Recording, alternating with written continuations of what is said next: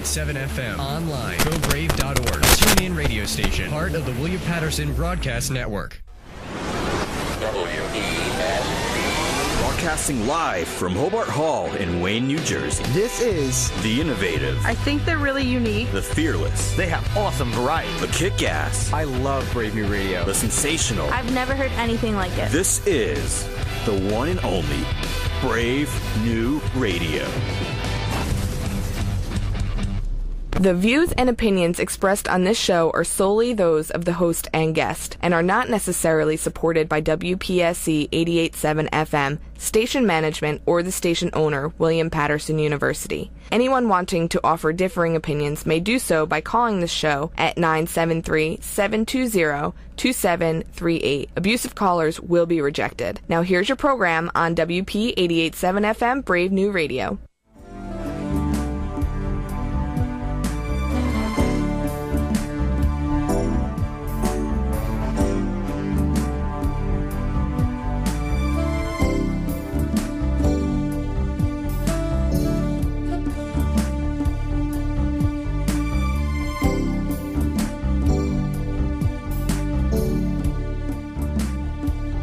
Well, good morning, good morning.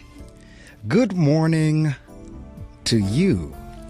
And if you can hear the sound of my voice, I am none other than Marc Medley, and this is the show, The Reading Circle with Marc Medley, and all systems are go. Everything is in place.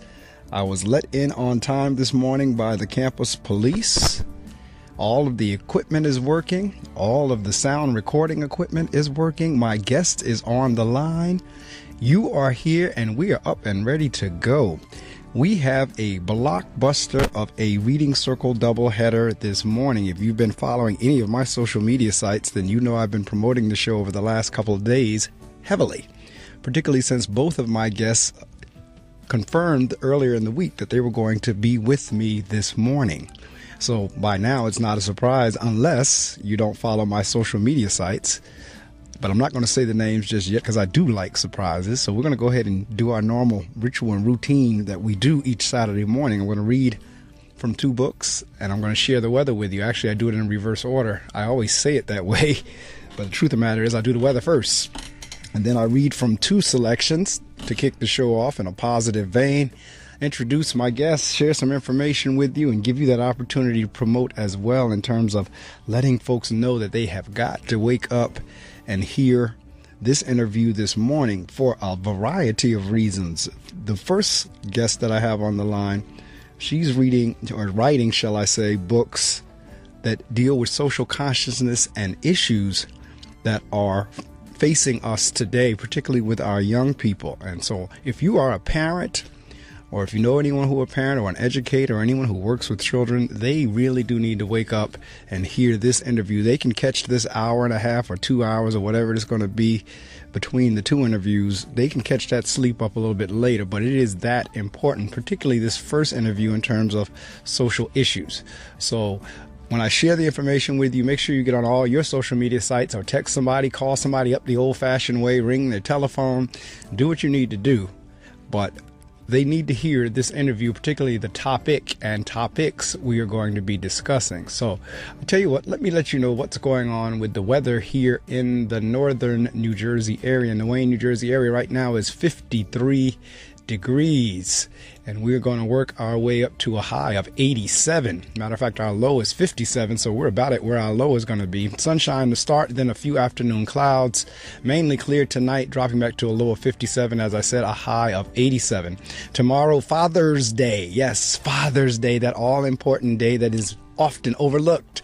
Expected to be sunny, 90 as a high, 59 as a low, clear Sunday night, and then on Monday, sunny, high of 90 again, 64 as a low, and then on Tuesday, scattered showers and thunderstorms. A few storms may be severe, high of 88, low of 60. And then on Wednesday, partly cloudy skies, high of 82, and then a low of 56. Speaking of Father's Day, the song that's going on in the background, the title of that is Respect Your Father. That's the title of the song that's going on in the background right now. And we'll be playing that throughout the day for Father's Day on tomorrow. Out of the book, 365 devotions. I get to pull the title up correct in front of me.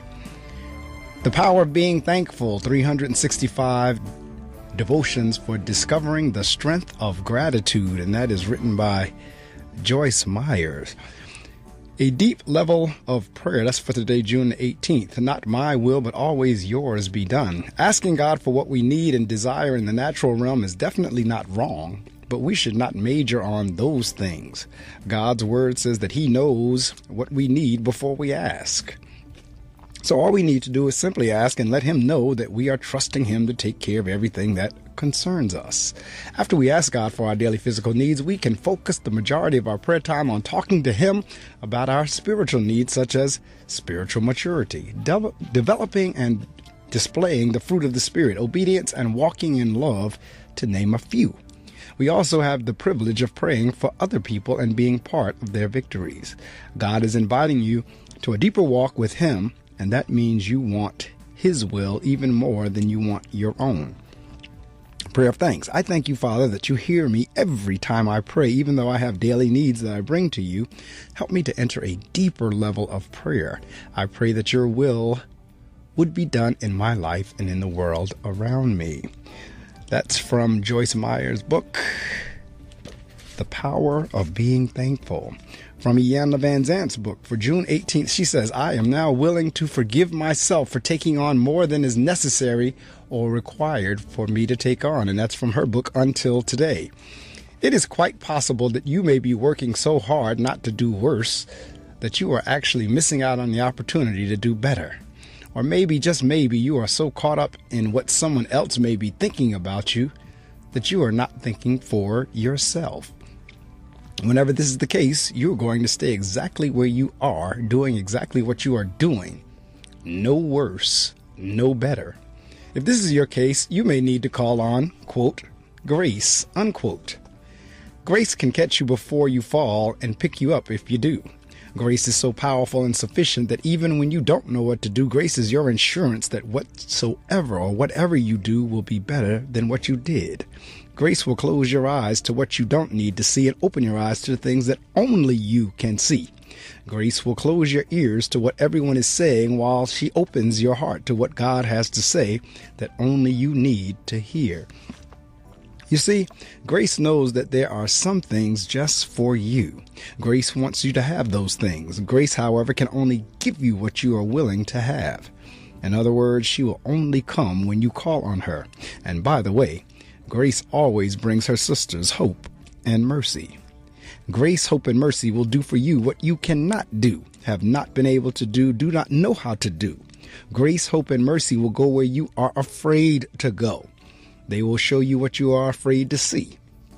The good thing about calling on grace, hope, and mercy is that eventually you come to realize you don't have to do everything alone. Until today, you may have realized the presence of grace, or you may not have realized the presence of grace in your life. Just for today, call on grace to work through you. And please try not to tell her what to do. Women really don't like that. Today, I am devoted to acknowledging and accepting the power of God's grace in every aspect of my life. And that's from the book Until Today by Iyanla Vanzant. And now, as I said, I am absolutely thrilled because my guest is on the line. And what makes it all the more special is that she is calling all the way in from about as far west coast as we can get on the East Coast, unless we go out to Hawaii. She is calling from California. So it is 6:09 a.m. our time, 3:09 a.m. her time. That's right, 3 o'clock in the morning over in California. When attorney and author Pamela Samuels Young isn't practicing law, you can usually find her penning her next legal thriller. Described by one reviewer as John Grisham with a sister's twist, Pamela is an award-winning author of 6 legal thrillers. The prolific writer has always abided by the philosophy that you create the change you want to see. Fed up with never seeing women or people of color depicted as savvy, hotshot attorneys in the legal thrillers she read, Pamela decided to create her own characters. Despite the demands of a busy legal career, the Compton, California native accomplished her ambitious goal by rising at 4 a.m. All right, so we got her an hour earlier to write before work, dedicating her weekends to writing and even spending her vacation time glued to her laptop for 10 or more hours a day. In the process, she discovered her passion. Pamela's sixth novel, Anybody's Daughter, we're going to be talking about that one for sure, which tackles the horrific world of child sex trafficking, was the recipient of the 2014 NAACP Image Award for Outstanding Fiction. Her debut novel, Every Reasonable Doubt, won the Black Expressions magazine's fiction writing contest, received an honorable mention in the SEAK, S-E-A-K, legal fiction writing competition, and was a finalist for USA Book News Best Books of 2006 award in the mystery, suspense of thriller category. Her second novel, In Firm Pursuit, was honored by Romantic Times magazine as a finalist for Best African American Novel of 2007. Murder on the Down Low, 2008. Pamela's third release was an editor's pick by Black Expressions magazine, a finalist for the 2009 African American Literary Awards in the fiction category. The Black Caucus of the American Library Association honored Pamela's next novel, Buying Time, with its 2010 Fiction Award, calling the book a captivating, suspenseful thriller. Attorney-Client Privilege was a finalist for USA Book News Best Books of the 2014 award in the multicultural fiction category. And her seventh thriller, Lawful Deception, 2015, tackles a rather unique paternity case. Her writing repertoire also includes the short stories Unlawful Greed, featured in the anthology The Funeral, 2013, Easy Money, featured in the anthology Scoundrels, Tales of Greed, Murder, and Financial Crimes, and The Setup, featured in the Sisters of Crime anthology. Landmarked for Murder. She is also an essay in the anthology A Letter for My Mother. Pamela has achieved a successful writing career while working as managing counsel for labor and employment law for Toyota in Southern California, specializing in employment law and social media law. Prior to that, she served as employment law counsel for Raytheon Company and spent several years as an associate with the law firm of O'Melveny and Myers, LLP, in Los Angeles. A former journalist, Pamela began her broadcasting career at WXYZ TV in Detroit, and later worked as a news writer and associate producer at KCBS TV in Los Angeles. A graduate of UC Berkeley School of Law, Pamela has a bachelor's degree in journalism from USC and a master's degree in broadcasting from Northwestern University Middle School of Journalism. She formerly served on the board of directors of the Los Angeles chapter of Mystery Writers of America and is die-hard member of Sisters in Crime LA, an organization dedicated to the advancement of women mystery writers. A frequent speaker on the topics of trafficking, fiction writing, and pursuing your passion, Pamela lives in the Los Angeles area and attends Hope in Christ Community Church in Compton. To read an excerpt of her books or to schedule her for speaking engagement or book club meeting via Skype, visit her website at www.PamelaSamuelsYoung.com. Pamela, welcome once again to the microphones of the Reading Circle. Thank you. Thank you for having me. Thank you for appearing again. As I was going through the bio and calling off the titles of the book, I actually have read at least 3 to 4 out of the 7. And I'm getting ready to start the last one that you finished, Lawful Deception, is it? Oh, yes. That's the title of it? Yeah, I'm gonna start that one probably by the end of the day or either over the weekend. So I'm going to, wow, I've read a lot of these. And I can tell you all, the listening audience, Pamela can write. If you have not read any of her book, I strongly encourage you to do so. And this last one that I finished up not long ago was Anybody's Daughter. So I'm going to share some information with you, but as I do that, we're going to resume the information as soon as that information has been shared with you. But get on all of your social media sites and say, child, this is one you need to hear. This is one you need to, and it's going to be fun, but it's also going to be informative, because the issue, particularly of the sex trafficking, that issue is real and is often unseen. You may not even know it's going on. You may think it's something else. She wrote it in novel form, but it's more like a faction than just a fiction, because these things are really going on. So you need to let somebody know that Pamela Samuels Young is on the air with me. We're going to be talking about really all of her work, but focusing mainly on the last one prior to this one, which is Anybody's Daughter. There's a reason for that title. So get on all your social media sites and let them know that she is on the line with me right now.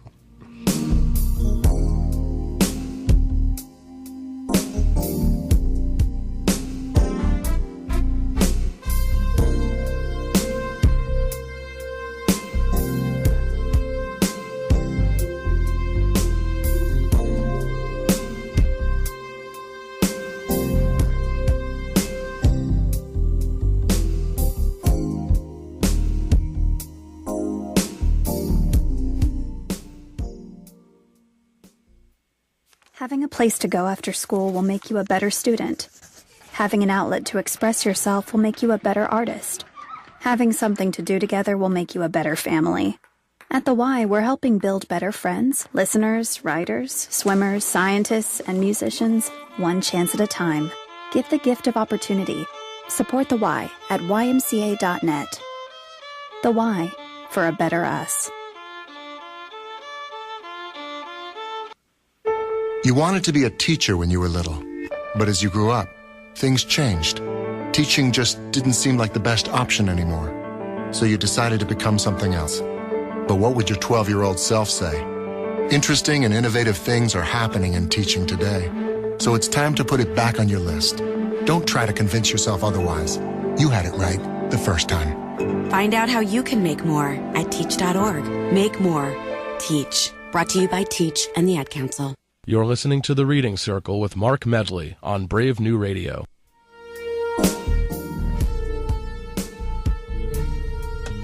Yes, indeed, you are. You're listening to The Reading Circle with Marc Medley. My guest is called all the way in from the West Coast, as you heard me read in her bio, in the Los Angeles, California area. And I have been excited since they confirmed, because Pamela is in this hour.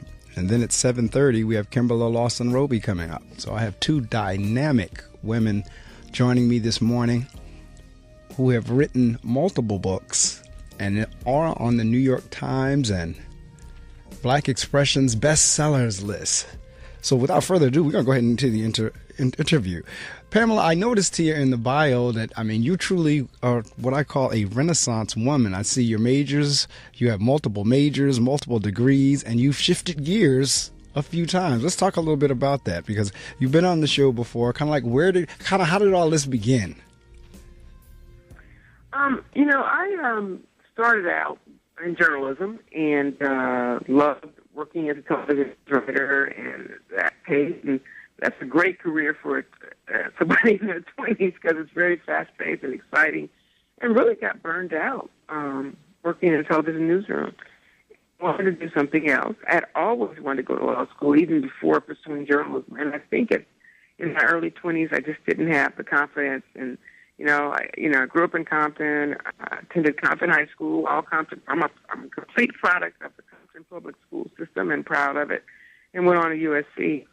And did not, from there, go to law school. Was a little intimidated about the prospect of law. But, over the years, kept meeting lawyers and kept thinking, this brother is not the sharpest knife in the drawer. Why am I afraid to pursue this? And decided I started law school at UC Berkeley my first year. I turned 30 my first year of law school. So that was a second career for me, and I'm so glad that I pursued that, and I loved it. And as a matter of fact, I'm at a turning point right now. I am 2 weeks away from hanging up my shingle and retiring and turning to a full-time writing career. As of June 30th, I will no longer be managing counsel for labor and employment law with Toyota. I'm going to turn to a full-time writing career. Congratulations. And wow, that says so much, because what it says is, one, it's never too late to do anything. And secondly, you're not afraid to change. You're not afraid to shift gears. You're not afraid to transition or to move from one thing to the next, because you went from the media into legal, and now from legal into full-time writer. Now, all of them were connected one way or the other, and they all still are a part of your passion, but you don't get locked into any one of them. You know, I guess, and I'm lucky in that regard because I know so many people who are just the opposite. I can remember a guy in the newsroom when I was leaving, and that was 1987, by the way. Tell me, oh, you're so lucky, and you're going to go pursue your passion. I'm like, you can too. And I remember going back to that newsroom 10 years later. He was still sitting there, still unhappy. So, it is. I know people the same way, and it depends because I go both ways. There are times whenever I stay stuck, and then there are other times when I actually have ventured out because I've done a couple of career changes as well. I went from corporate America into education. I've also done some military time, and of course I do the radio on Saturday mornings. So I have the opportunity to kind of transition back and forth too. So I know the feeling kind of on both sides. But I just applaud those because I just personally believe life is too short to just get bogged down into one thing whenever we could do so many more things. So I applaud you for that. But what you also did, like I said, you kind of tied your passions in together because your books, as you said, I'm reading books, you're reading books that didn't quite hit our experience. And you now, again, to say, you know what, I'm going to do this. And you started writing books. So your first book was, which one? Which was your first one? Every Reasonable Doubt. That's right. Women, yeah. So two women who bonded over, they were defending a murder case, and it dealt with a very interesting murder case and the relationship between these two African-American women who were one of the few African-American women at their law firms. Again, experience I faced. And so you had the opportunity, and that kind of kicked things off. Because like I said, you tie in what you know from journalism, you tie in from what you know from law, and pretty much put your experiences in the storylines. But you also, within the storyline, you're addressing issues that are real. So let's talk a little bit about how do you go about doing that and how do you tie that all together? I'm always looking for something. I want to say when you pick up one of my mysteries, I hope that you walk away from it having learned something. And I try to make that the case in everything I write. I like to say that I write mysteries that matter. Because I dealt with child sex trafficking and anybody's daughter. You know, I dealt with HIV infection among African American women and murder on the down low. I dealt with sexual harassment and infirm pursuit in the viatical industry and buying time. So I'm always looking for something.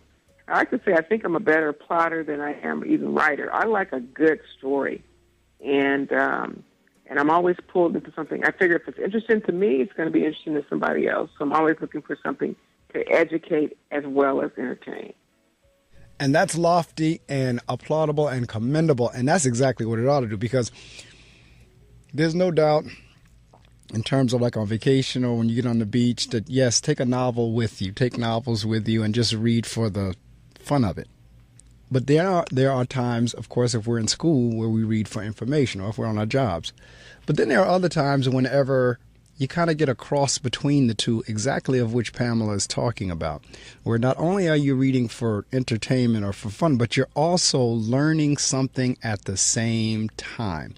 And certainly that's what Anybody's Daughter did for me on a topic that, even though I work with kids every day, does not come to top of mind. And what reading that did for me was bring that top of mind and made me more mindful and watchful to make sure that's not happening to none of my personal children, my biological children, if you will, nor the 500 plus students that I serve as principal of a school.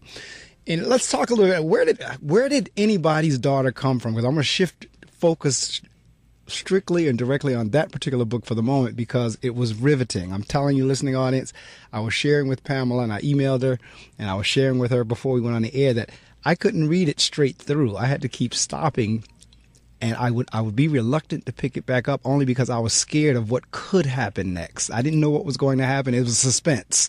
It did exactly what it was supposed to do, and it kept me in such suspense. Like I said, I would almost be scared to pick my Kindle back up to see what the next chapter was going to bring. So let's talk a little bit about, how did you get interested in human sex trafficking and children trafficking, so forth and so on? I remember coming across an article about children being trafficked in the U.S., and it was, kind of surprised me because, in my mind that happened in, the Philippines and Mexico and other countries, but it didn't happen here. And I just remember digging a little bit more, and the more I dug, the bigger the problem got, until I came across information about the fact that gangs were trafficking children. And I was kind of stunned, and I'm sitting there and I'm reading this stuff, and then I started talking to people, and they're going, "Oh yeah, this is happening." And I'm like, why doesn't anybody know about it? Why didn't I know about it? And it just became my passion and my mission to get the story out there. And I think I've done a great deal to educate people about this in a way by presenting it in a novel, because they wouldn't have picked up a nonfiction book about it. They wouldn't have believed it. Right. So, I really wanted to inform people about this problem that's happening right next door to them. And see, that's where the beauty of being able to have information embedded into entertainment, that's where it comes in. And you're absolutely right. If you were to just have a book on human sex trafficking from a documentary or an informational standpoint, there's very few people that are just going to straight up pick that up. However, when you weave it into a storyline like Anybody's Daughter, it challenges people to think. And like I said, if anybody reading that was anyway like I was, it was like, oh my God, what's going to happen to this next? Now, let me set this up for you, listening audience. I'm not going to give the entire story away, but just know, and this is the other thing, you could see this happening, especially if you have children.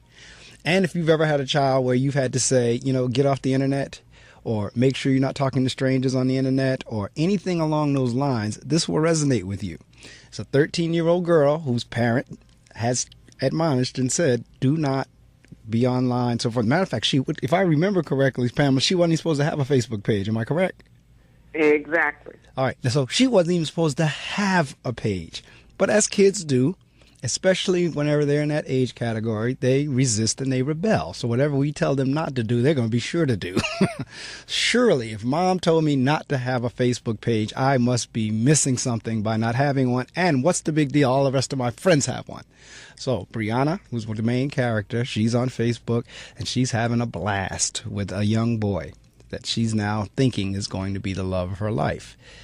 And as it turns out, it was not a 13-year-old boy on the other end. And I'll just leave you with that. And the story unfolds from there. And I'm telling you, as I'm reading through it, Pamela, as I told you before we went on the air, I'm visualizing, I could see this thing rolling through my mind like a movie. I really could. I could see her walking down that sidewalk. I could see her getting in the car. I could see the whole, not just everything. I could see it as if it was a movie. So talk to me. What was that like for you to now write that? Because I know what it was like for me as the reader. What was it like for you as the writer? All my novels are pretty fast-paced. But this one I wrote like almost like timestamp. Like, okay, Monday at 5 o'clock, Monday at whatever. And the process of doing that actually came to me by accident, because that wasn't what I started out writing it. But I got to a point in the book where I had, the Rihanna's been kidnapped, and she's in the hands of these bad people, and obviously some bad things are gonna happen to her. And so I'm sitting down to write the scene where something bad has happened to her, and I cannot write it. And I'm thinking, okay, the reader's not going to buy this book. There's no way that I'm going to have this girl taken, and she's going to be involved in this, and nothing's bad is going to happen to her. So as I'm sitting there thinking about, like, how the hell am I going to get out of this? How am I going to make this story realistic? I started to think that, well, if I can have this story take place over a 5-6 day period where it happens very quickly, then the reader will accept the fact that maybe something super tragic doesn't actually happen to her. And so that's where the formatting came in. So I said, okay, boom, we're going to make this story happen over a 5-day period. And I think, so you're tracking with the characters. It's a story about her uncle, her favorite uncle, where he finds out she's been pulled into trafficking, and he hits the streets to find her. And he has a history. He knows the streets. And in the process of finding her, he's learning about this world of child sex trafficking that he knew nothing about. And it was my vehicle through his eyes, of exposing the public to what's actually going on.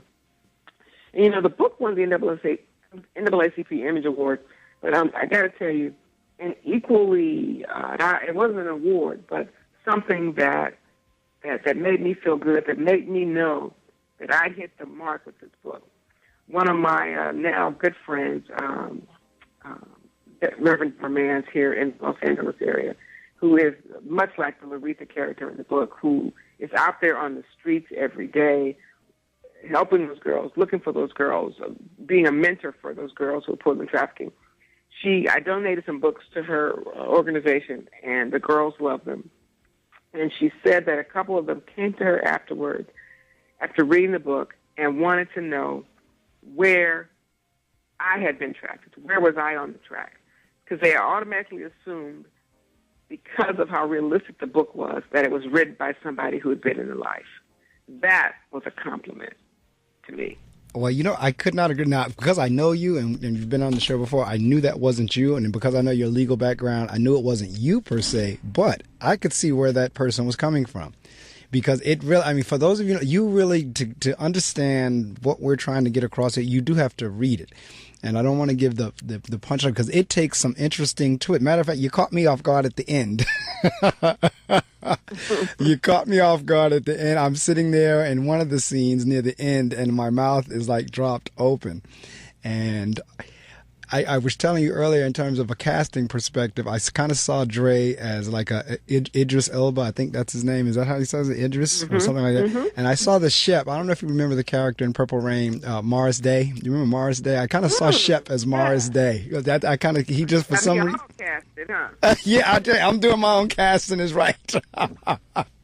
I kind of saw Shep like, okay, if I was casting this movie, I would pull Morris Day back out of wherever he is, see if he could play that part. And but it really is a moving story, because even with Dre, even though he has a past, again, if I'm not mistaken, his girlfriend or his friend, she's an attorney. Yes. So he has a past, and she's an attorney, and the two of them she's constantly worrying about him knowing his capabilities, and she's constantly hoping that he's not going to get in trouble. He's constantly worrying about his sister, because that's his sister's child, that's his niece.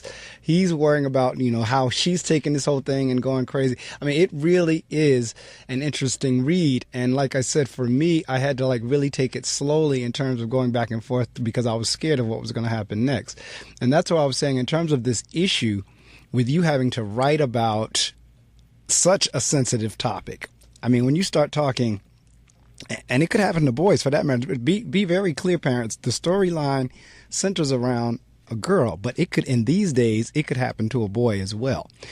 Well, what was it like capturing the experience of what a parent, because that was the other thing that was going through my mind, is I could not, in my wildest imagination, imagine what the parent must be going through, not knowing what's going on with their child. They don't know if they're alive or dead. They don't know if anything horrific is happening to them. What was that like for you, trying to capture that experience? It was often very emotional. You talk about having to put the book down at some points, but there was some points where I had to just pull back. It was very easy for me to visualize, somebody I love, being pulled into this. And it's happening every day. I think parents don't understand. I tell people, if your child has a cell phone, the predator has access to your child in your house, okay, out on the streets. In many respects, giving a kid, especially a young, mature kid, a cell phone today could be akin to giving them a loaded pistol. And right. People don't understand that. This is happening in our cities. I had a friend whose niece, she was 19 years old, who answered a Craigslist ad, from a guy who says, "You want to be a model?" She actually, the man sent her a ticket, flew her to Miami. Family has not seen her since. They did get an investigator and the FBI involved, but because she was 19 years old, when they did find her, she says, I'm fine. I'm going to be a model. Leave me alone. There was nothing the police could do. If she had been 17 and 8 months old, they could have taken her back home. So, and the point that I want to make is that these strangers can reach out to your kids without your knowing it, in your house, in their schools, etc. You know, and I can relate another story where a friend of mine, 15-year-old daughter, they're out all weekend. She's got the phone. She's just texting. And she just says, you know what, give me that phone. It's almost like you're addicted to it. You're not listening to me. And she kept the phone for the whole weekend. Girls spoke all weekend. She, Monday afternoon, she doesn't come home from school. My girlfriend panics and she calls school and calls the school bus. And nobody's seen her. Friends haven't seen her. Calls the police. Police come. First thing the cop says is, does your kid have a Facebook page? She says no. Cop punches in the name, turns it around, shows her a picture of her daughter's Facebook page. She's stunned, okay? Because she didn't allow her daughter on Facebook. So now she gets the phone and starts looking through the phone because her intent in taking the phone wasn't to look through the phone, and she's reading all these text messages that are obviously from boys. She starts calling the text message, the numbers from the text, and they're not boys, they're grown men. And this story has a happy ending. The kid just didn't come home from school. And matter of fact, she was gone all night. They didn't find out until the next morning where she was because she went to school the next morning. This is just a good kid. She went to spend the night with a girlfriend whose mother didn't have sense to call her mother to check that it was okay. But I actually interviewed her for a story I wrote, and I said, why were you on Facebook talking to me? What these men? No, they were just my friends. They just was my friends from Facebook. I wasn't going to do nothing. And the parents don't understand that our kids don't have a maturity level to distinguish between a stranger who's going to do you harm and somebody who does want to be your friend. And when my friend was calling these numbers, and the men said, "Hello, I'm Kathleen's mother," and they would hang up. And one man actually talked to her and said, "Ma'am, I'm sorry, I know your daughter's 15," which is crap because you look at a picture until she's 15. But parents don't understand what's happening under their own roofs. It's happening. And it's not because our kids are bad. It's because our kids are immature and they don't appreciate the danger. You and I have lived some years, and when a stranger approaches us, we have some experiences and some where we can say right off the bat whether this is somebody who may or may not mean us harm. Right. Our kids don't have that radar. Our kids say, "Oh, you want to be my friend? Okay." And that's the problem. A predator can reach out to your kid in your kid's home, in your home. So parents need to be more vigilant about what's happening on social media. There's no question about it. And interestingly enough, you were saying that because I can remember watching Stone Phillips on Dateline on a couple of, matter of fact, I think they did a whole series on this whole child thing where it was Catch the Predator. Yes, exactly. And he caught up everybody in that web from priests to professionals. And they would have them filmed on camera actually coming to the meeting place with liquor and beer and all kinds of things. They're coming to meet a 15-year-old, 14-year-old, knowing that. Right. And the crazy part was when some of them had been arrested in 5 shows and they were back. That's right. It was obscene. You're absolutely right. So the parents, again, if you don't get anything, because I want you to get the book. Read the book. It'll give you a real good appreciation for what we're talking about. But to Pamela's point, this is right here in the house. This is why whenever you tell your children no Facebook pages or no this, that, or at least if they do have it, that you need to go in their rooms, go on their page every now and again just to see what's going on. I understand the privacy thing, but as far as kids are concerned, in your house, in my house, no, there is no privacy there. If I need to come in your room, I'm coming in your room. If I need to go on your site, I'm going on your site. Now, if you're grown, that's a little bit different. But if you're a child, we're doing that for your safety, because if you read the book, Brianna in her heart of hearts thought she was talking to another little 13-year-old boy. And to Pamela's point, this is one of the things. Every time, Pamela, something horrific happens, particularly because I live in an urban area. So anytime something horrific happens in a suburban area, the reporters always find somebody that says, "We didn't think that could happen here." And the reason it happens there is because you don't think it can happen there. And some of us take this same posture with, "Oh, well, that can't happen to my kid." And if you read Anybody's Daughter, you'll find out, oh, yes, it can. That's why it's named Anybody's Daughter. It doesn't matter if it's urban, suburban, black, white, young, old, rich, poor. This could happen to anybody, and the truth of the matter is, it does. It does, and it's happening every day. And, after the show, I should have sent it to you earlier, but I'm going to send you some posters that I saw actually on posters. I grew up in Compton. I live about a couple of miles from there right now. Well, my parents are still there in the house they bought when I was born. But coming out of church, and somebody was telling me about some posters on a outside a laundromat where they're advertising, where traffickers were advertising. I said, what? So I drove up there, and there's a sign that says, looking for, I think they said dancers or something, but, free weaves, free housing, free smokes. You must have a big butt. And they had a phone number up there. Wow. I actually called the phone number to be like I was a kid looking for it. And they was like, why you call me from a block? I call from a block number. I'm not totally crazy. That's right. And the guy's like, well, I'm a businessman. You got to call me back from a number that's not blocked. I said, well, I just want to know about what the job's about. I'm like, well, you got to call me back from a block number. I'm a businessman. He wouldn't talk to me. But how bold is that? How bold is that?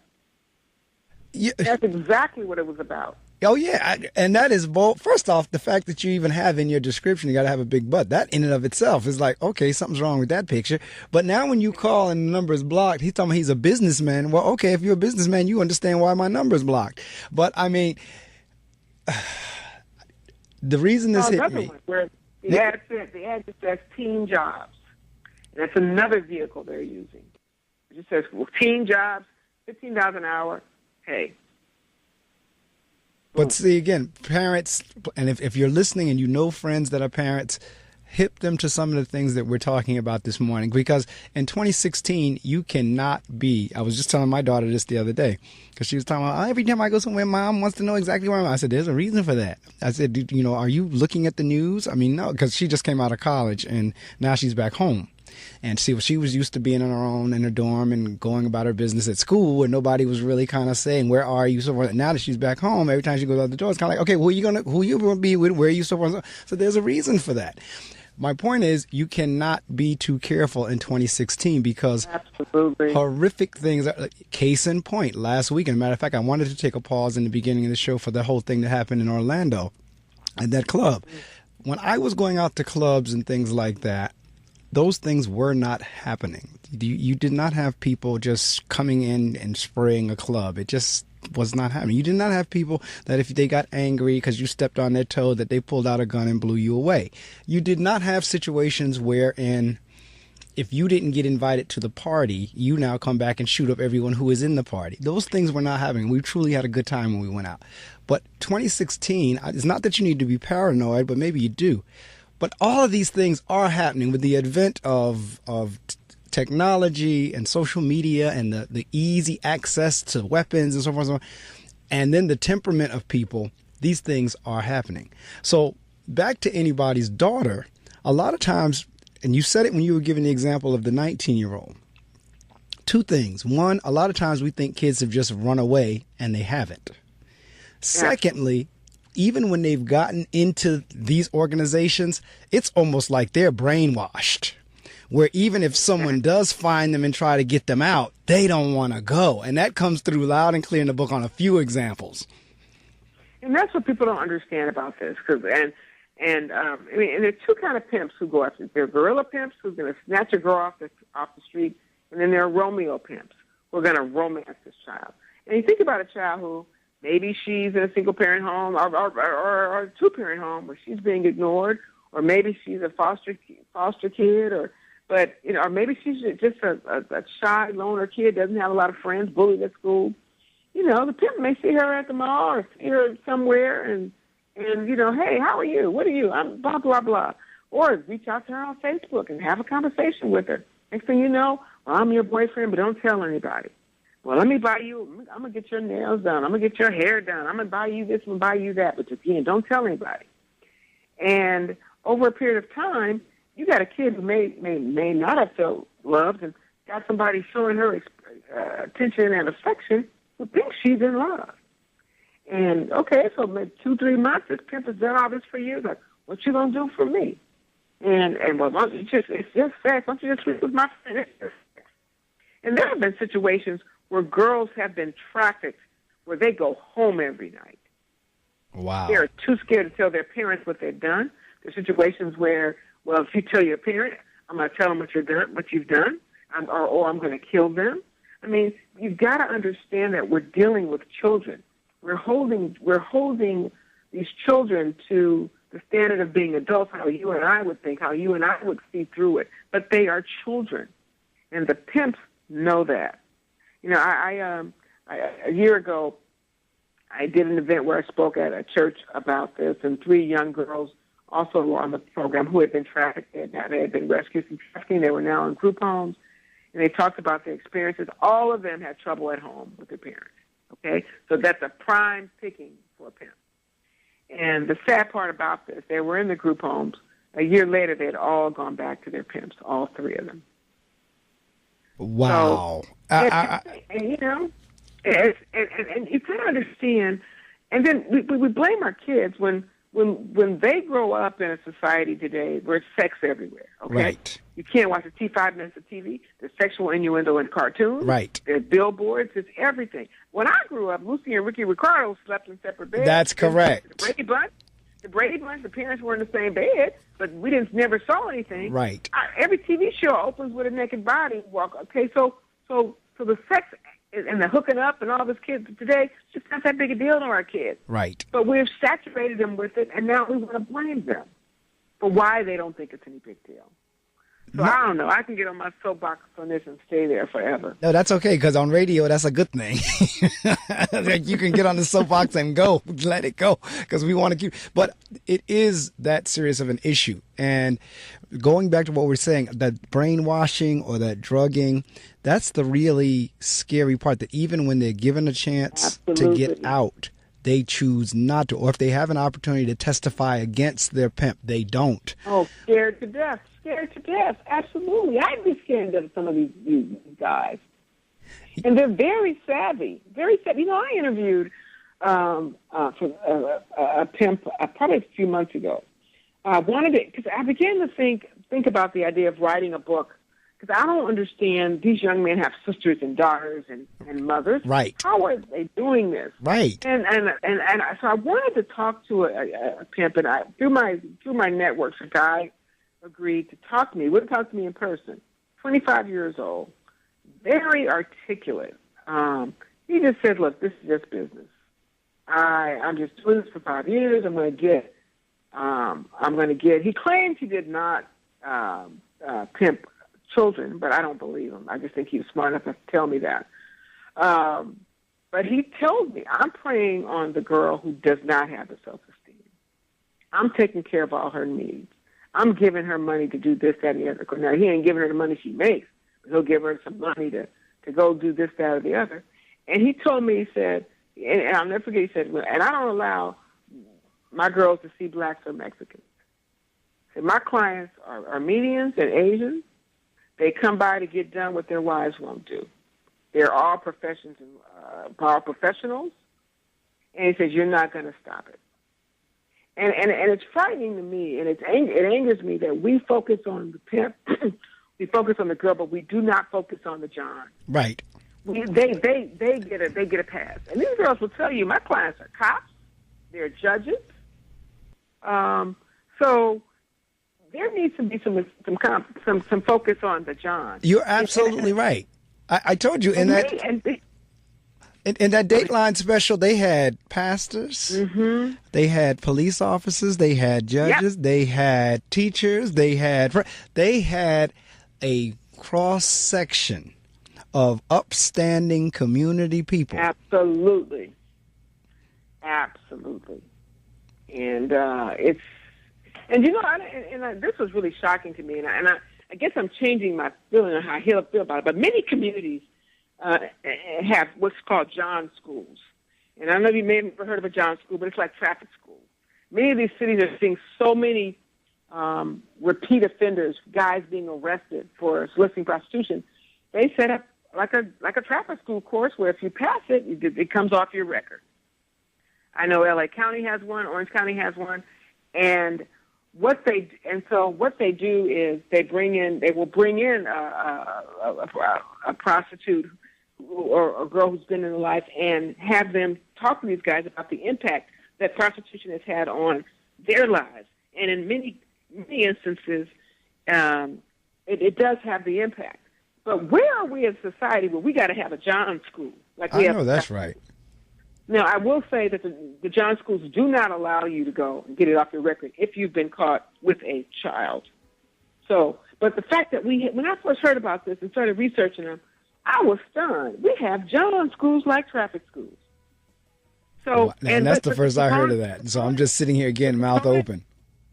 And the proponents of them will tell you that the recidivism rate has gone down because of these schools, and maybe it's because they're just scared now. But basically, because most states it's just a misdemeanor, and you slap on the wrist and you go on back. These guys are coming back and back and back and back.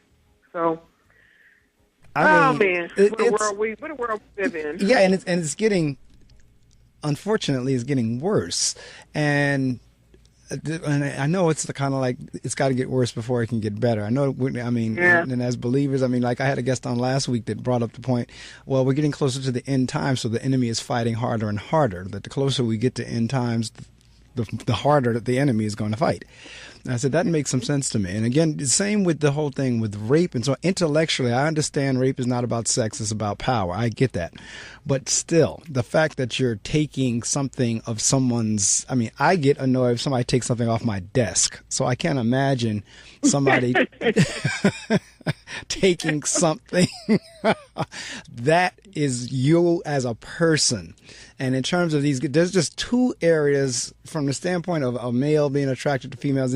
There's two areas that have no appeal to me sexually whatsoever, and that is a child and a 90-year-old. When we're talking like senior citizens and children, that's where I don't understand the rape and the Johns and this and that. Because in the book, you have Johns that request children. Mm-hmm. They're not even interested in women. They're coming after a 12-year-old or a 13-year-old. It's like driving this whole industry. Yes. Right. And I work with kids every day. And don't get like I was at the dinner dance the other night, and we had like a 12 or 13-year-old girl and I was telling some of the teachers, I said, now see that child right there? She has the potential to fool somebody because she's 12, 13. Maybe she was a little bit older. I'm not sure because she just transferred to the school from another country. So she might be a little older. I'm not sure. But build-wise and look-wise, she could easily tell somebody she's 20, 21. And for a silly guy, he'd fall for that. Because I don't care how developed the child is, you can distinguish between a 21, 22-year-old and a 12-year-old. I don't care how developed she is, just from their conversation and mindset. But I was saying that child right there could fool somebody. The potential for that is great. But I cannot see a grown man literally desiring a child. There's a sickness there. There's something psychological. There's something there that's just not right. And when you get into, like you were just talking about the Johns, when you get to Johns going into these, and because in your book, this was like you said, the man said it was a business. It was an upstanding business. Of course, there was a front. And that's the other scary thing. You don't know how many of these businesses are fronts for something underworld like that. Right. Many are. And so, anytime you see a movie, you always see the runaway kid as, really poor and scraggly at the Greyhound station or the bus terminal or whatever.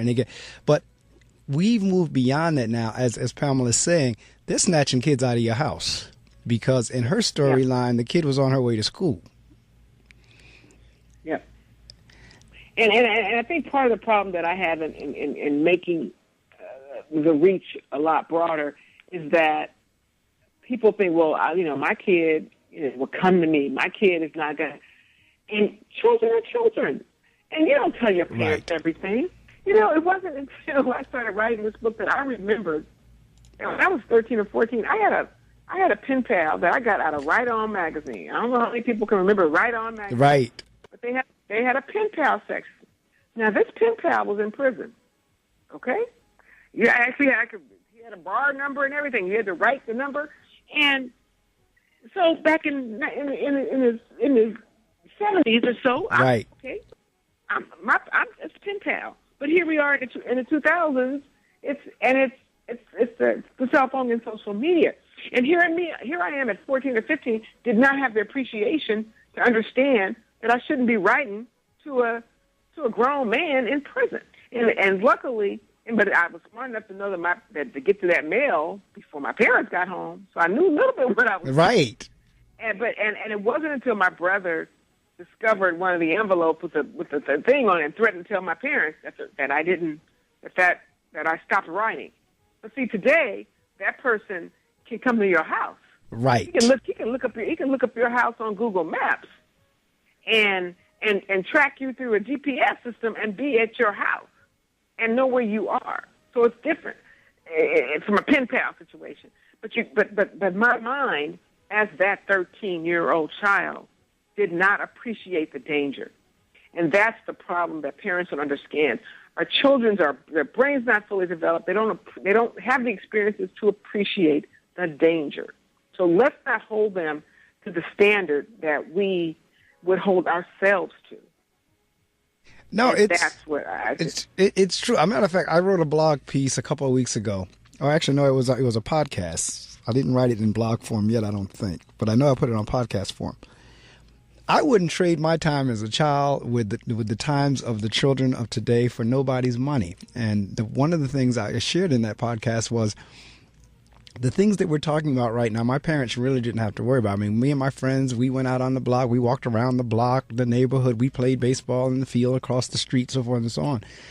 My parents didn't have to sit there and watch us every second. But by the time my kids came along, I did. When my kids came along, they couldn't even play in the backyard unless I was sitting out there with them.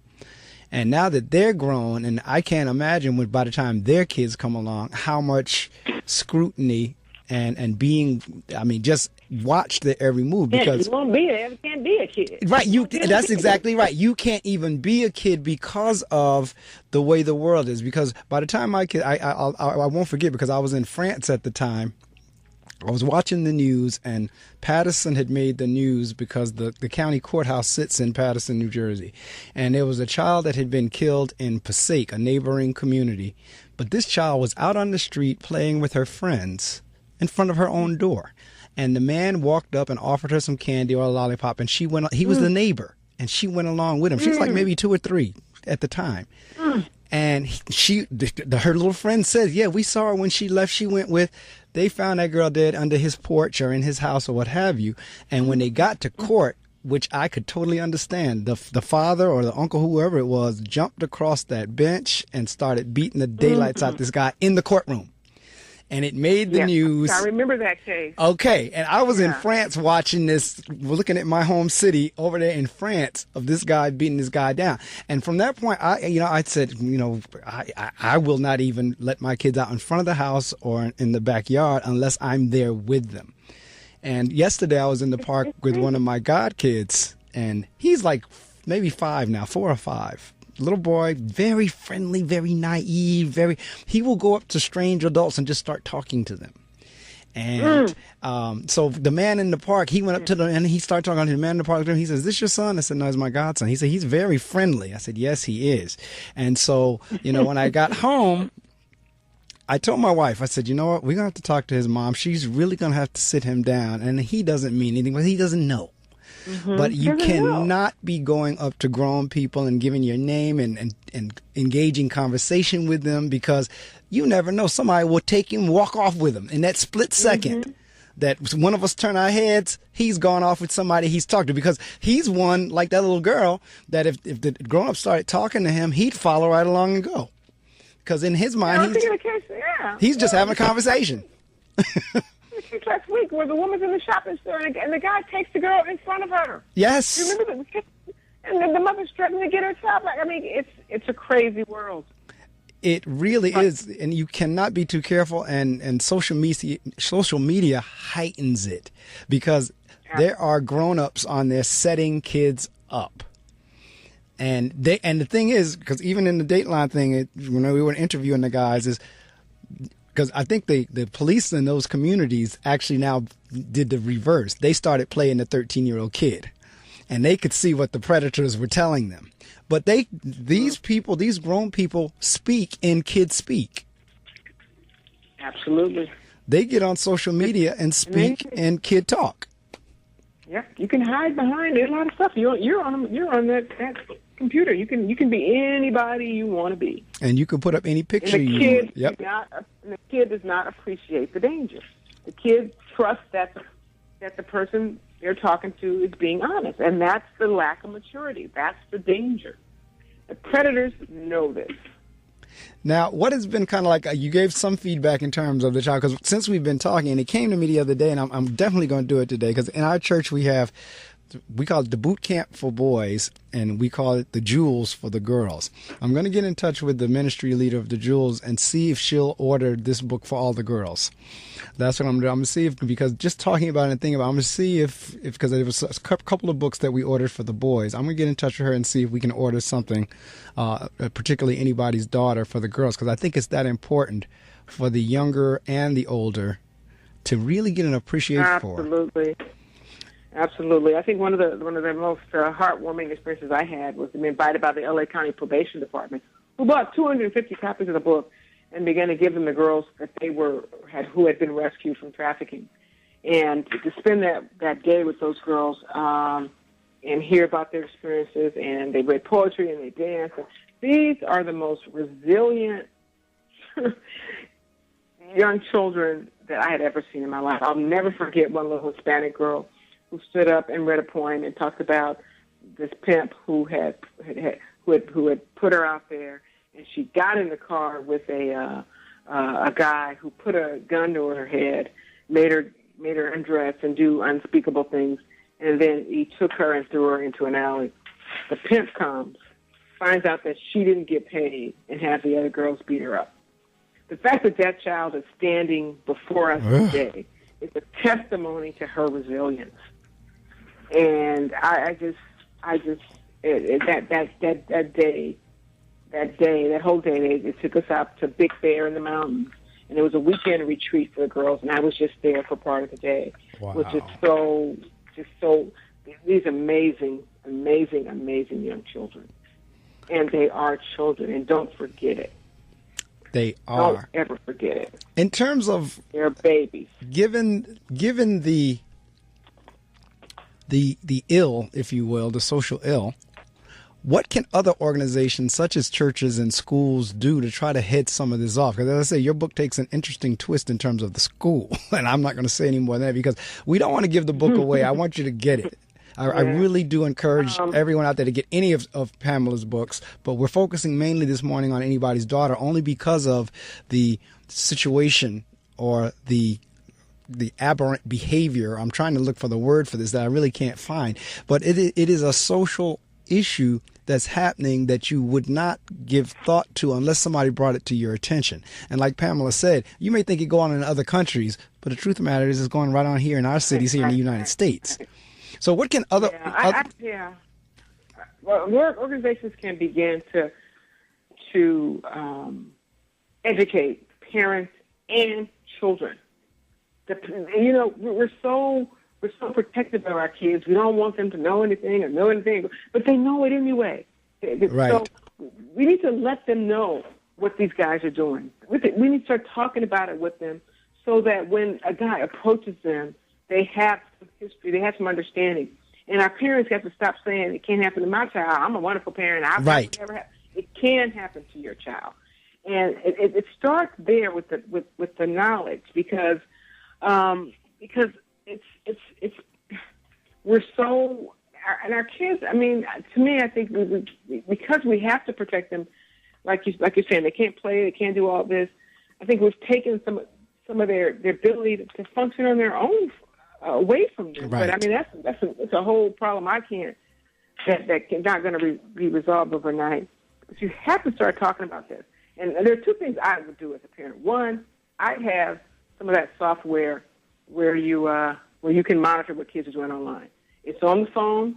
You can check in from time to time. My good friend of mine put that on her daughter's phone, told her she was going to put it on her phone, and forgot about it. Months later decided to go check it, And then she looks in there and sees some little boy from her class that sent a picture of his, you know what, to her. Right.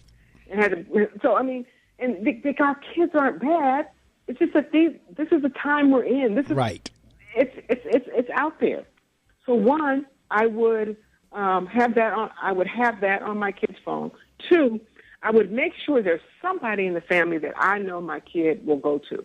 Because I don't care. I'm so sick of parents. My kid would tell me everything. No, your kid ain't going to tell you everything. I didn't tell my mom everything, and you're not going to tell your mom everything. That's right. So is there an older cousin? Is there a favorite aunt? Is there there has to be somebody. Because a lot of times the kids think, oh, my God, I can't tell my parents it's the end of the world. And it's not the end of the world. A lot of these kids who have been trafficked where they go home every night, because many of them are from very religious families where they've done something wrong, so they've had sex or done something, so they're so afraid that now that the people tell them, oh, I'll tell your parents, that threat alone keeps them going back. And it doesn't make sense when we're hearing it, but it's a child. So the lines of communication have to be open with the child, but they also have to have somebody else you know that they can go to and confide in, because it ain't going to be you. I don't care. And then also there has to be, you have to monitor. I'm so sick of these 40 and 50-year-olds talking about, I don't understand. Right. Yeah, I don't know. You need to, if you have a child, you need to understand it. Absolutely. This whole Snapchat thing where they're sending these videos and disappear and you can't track them down, and you have to be vigilant and talk about this. My friend Reverend Deborah Mans she's not doing, I think she said 10, 15 churches trying to get them to talk about this subject, and they wouldn't do it. Wow. Now, see, okay, and I have another guest at 7:30. Otherwise, we can go another hour just on that. And while you're saying that, talk about the other guests, make sure I'm going to listen to Kimberly when she's on, but I love her. Tell her thank you for all her support of me over the years. And I'm going to be listening when you talk to her. So that's one of my favorite authors, too. Oh, I will definitely do that. But, I mean, just to quickly talk about what you're talking about, what churches will and won't talk about. And the listening audience know that's a big bugaboo with me. Because there should be, and I said this last week, there should be nothing in the churches that we don't talk about. Because, as you said, we're living this stuff. I mean, these churches that get on this soapbox about not ever addressing sexual issues, there's something wrong with them. Because the running line is, well, how did we all get here then? I mean, you got deacons that have 10 and 15 and 20 kids. Well, how'd you get all them kids? You got pastors. I mean, you know what? Yeah. The most influential body in the African American community. We need you. We need them to talk about it. I'm so proud about my minister at Hope in Christ in Compton, because he always gets up and he wants to tell everybody I got a new book out, but he's never read them. I said, you know what? You cannot announce that I have a new book out until you read this one. And my God, after reading it, he became my champion. Yes. He brought copies for all the deacons. Right. He made them read it. And he's sponsoring some seminars and panels on it. He's just really been jumping the bandwagon. I had a deacon tell me, I ain't read a book in 40 years. I read this book. And I have gotten so much support from my church. But that is where we need to be talking about. It has to. And it's funny you were talking about, parents playing this stupid role. And I won't even say parents. I'll just say adults in general playing this stupid role of what they think kids know and don't know. In the morning at my school, with the PA system, I play music. And I happened to have the Pandora station on, and Marvin Gaye came up, Let's Get It On. And I didn't take it off. It was just one of the things in the mix that came up. And the main office telephones lit up. Mr. Medley, Let's Get It On is on. Let's get it, Mr. Medley.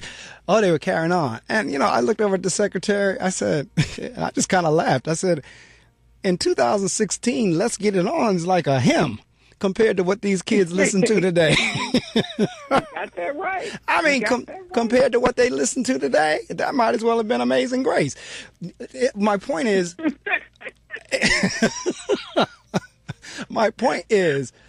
it's nowhere close, and the kids are more than aware. So me taking off Let's Get On, what's that going to do? I mean, it's not like we're uninforming them of something, and I'm not promoting anything. It's just a song that came up in the mix on Pandora. But again, it's that attitude of, they don't. Yes, they do know. They know that and then some. Can show us a few tricks. And absolutely. And we want to think our kids are so innocent. Right. Right. So, all right, I tell you what, I'm gonna give the weather real quick and do what I was supposed to do 10 minutes ago at the 7 o'clock hour, and then I'm going to give you a chance to promote all of your other books and services and book signings and how to get you as a speaker, so forth and so on. And then, Kimberly will be coming on at 7:30. So I'm going to go ahead and get that out of the way really quick. They're going to get the abbreviated weather this time. I usually give the long version, but we're going to give the abbreviated version. WPSC, Wayne, New Jersey. On the radio, 88.7 FM. Online, GoBrave.org. A tune-in radio station. Part of the William Patterson Broadcast Network. Broadcasting live from Hobart Hall in Wayne, New Jersey. This is The innovative. I think they're really unique. The fearless. They have awesome variety. The kick-ass. I love Brave New Radio. The sensational. I've never heard anything like it. This is the one and only Brave New Radio.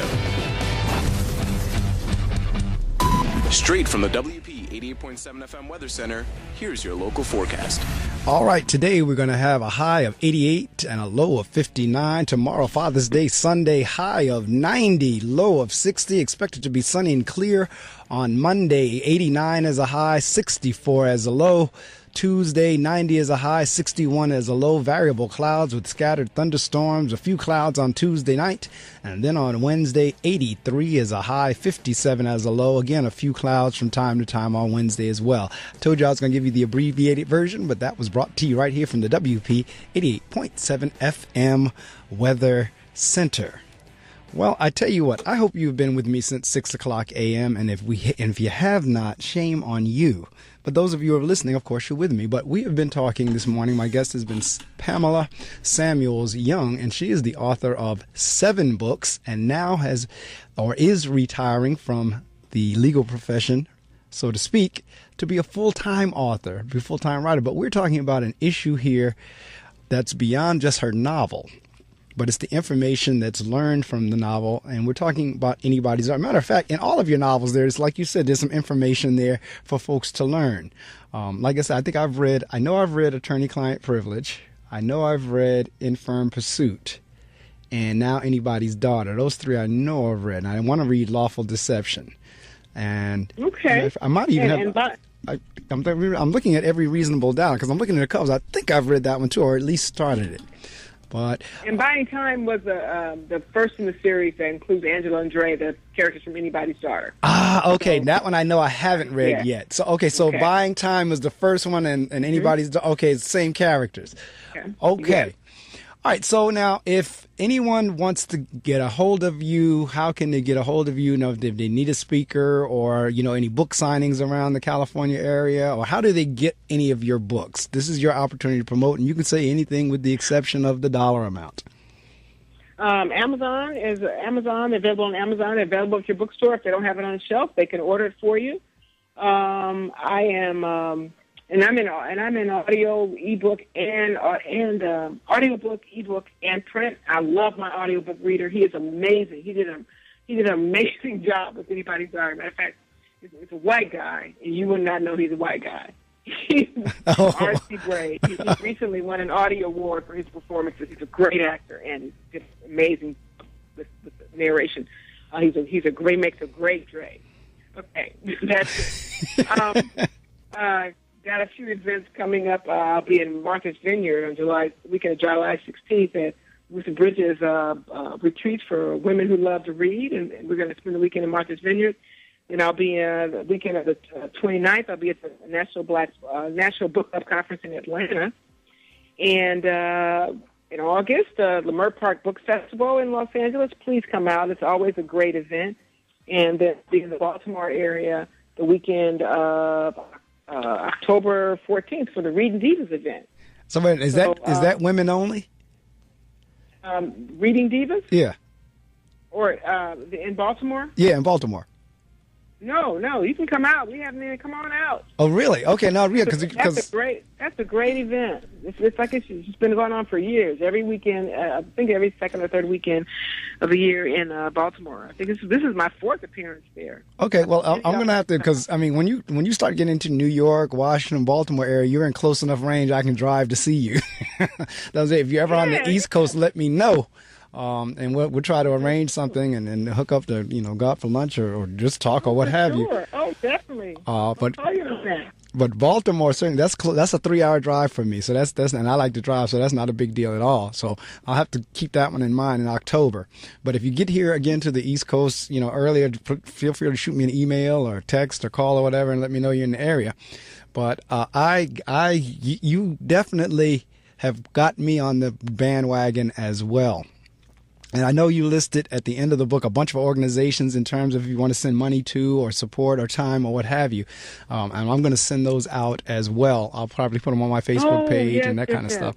Because, go ahead. And let me I'm sorry to interrupt. I just got to make sure I get this in. I've recently formed an organization called BLAST, Book Lovers Against Sex Trafficking. So many book clubs have read the book and then what can we do? And I funneled them to groups that I'm finally now.